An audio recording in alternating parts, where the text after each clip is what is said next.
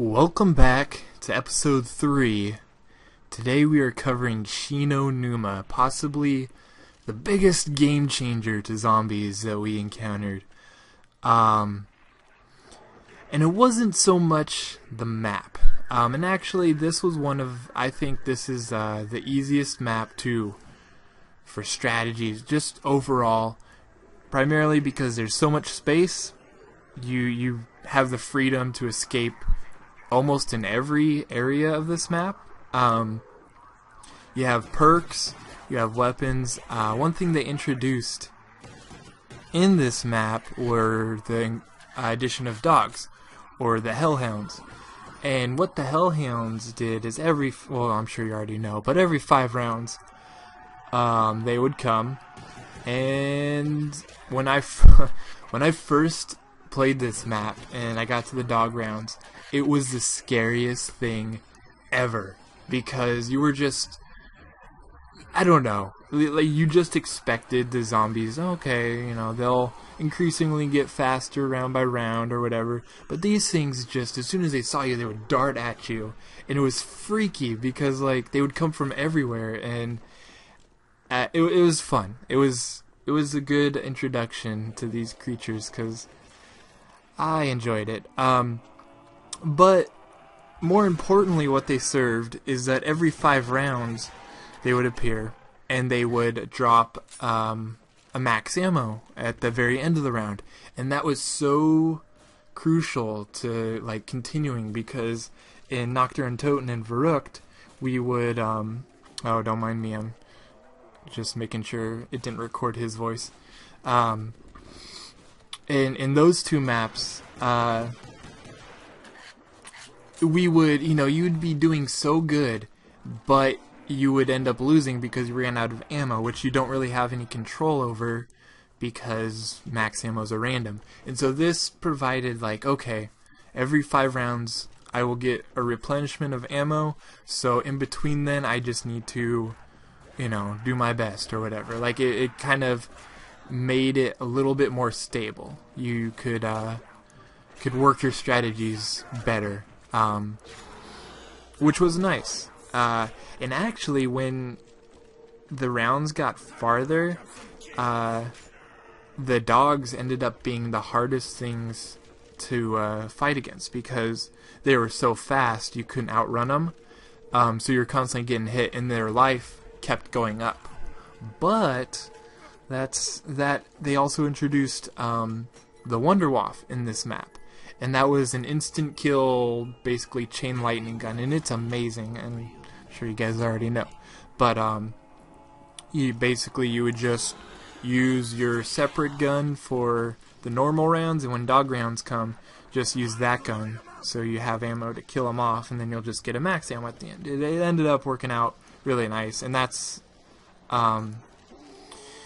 yeah, this map, it introduced a lot of new things, but it ended up becoming, I think, one of the easiest maps to play. And another cool thing they did was the zombies were different. And I'm sure, I think earlier you in this video you saw some zombies that were in like a martial arts stance while they were approaching you, and it kind of made the zombies like, I don't know, you understood that, okay, these are people, like, I mean, you don't think of that, but you understood that, okay, depending on where I am, things are going to be different. This isn't just like, oh, there's, like, these aren't like monsters. They're, I guess, real people, depending on where you were. It changed. Well, anyways, okay, let me get into what was really good about this map. What started a huge community.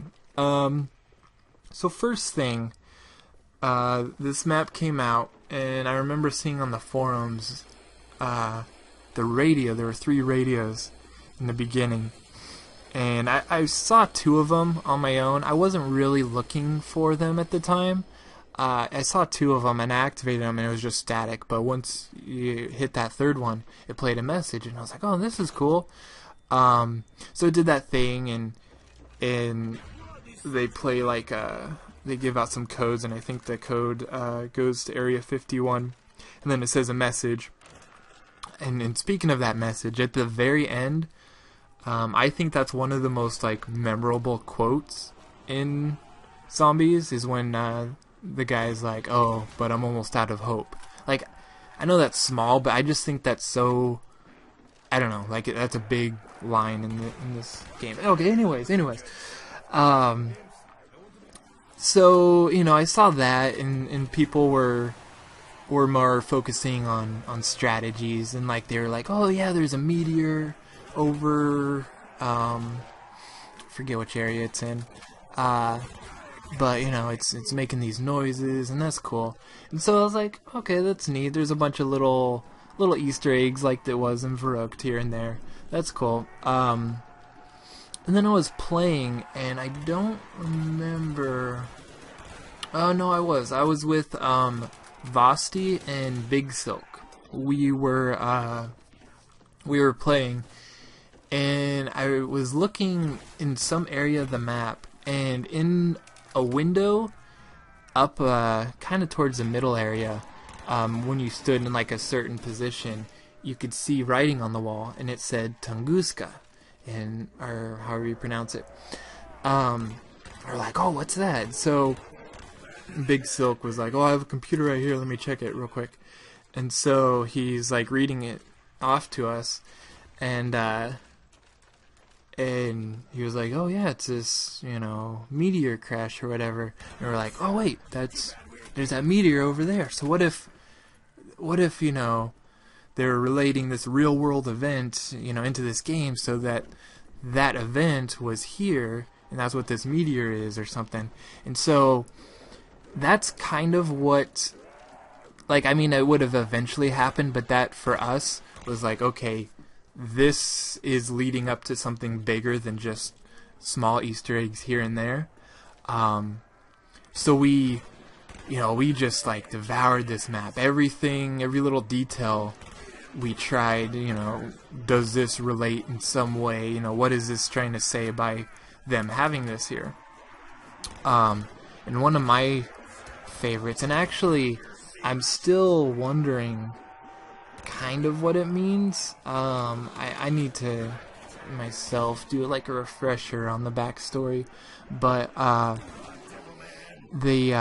when you're, I forget which area it's in, you'll hear whispers where they'll be like so close to the shield. You'll hear it whispered somewhere in this map, and you never knew what it was. And then in the next map, Darius, they talk about it a little bit, it being like some sort of, I don't know, the shield's active, but you know, we don't know what that is. I don't know, there's still a lot of mystery to that.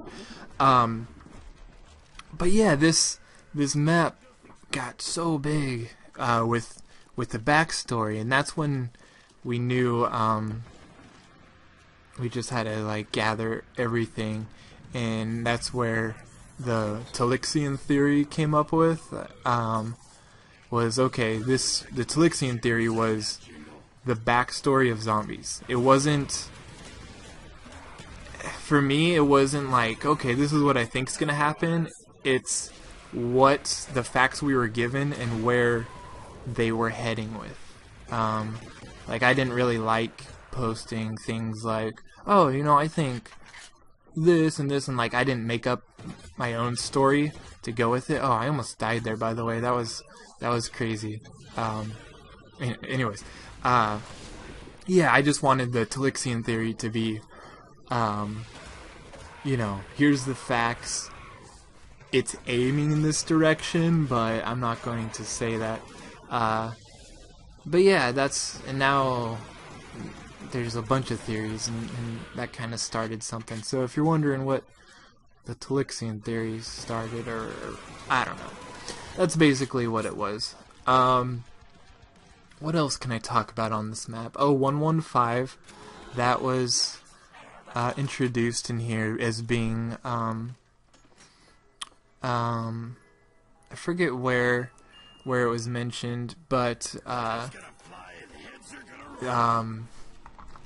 Oops, my monitor went to sleep. One of the Easter eggs to activate the song was activating that phone.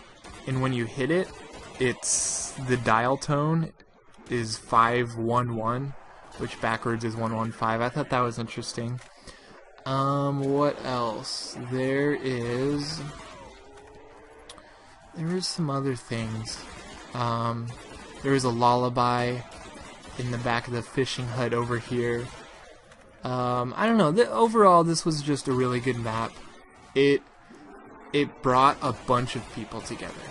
Everyone loved it. When people, saw this, I was posting on Brian Tui's website, telling him all the things I found, and I thought it was so cool. And he was like, "Oh, I'm really glad you guys liked this." And it was cool because we never really had that developer and community interaction with games. Like, that just wasn't around.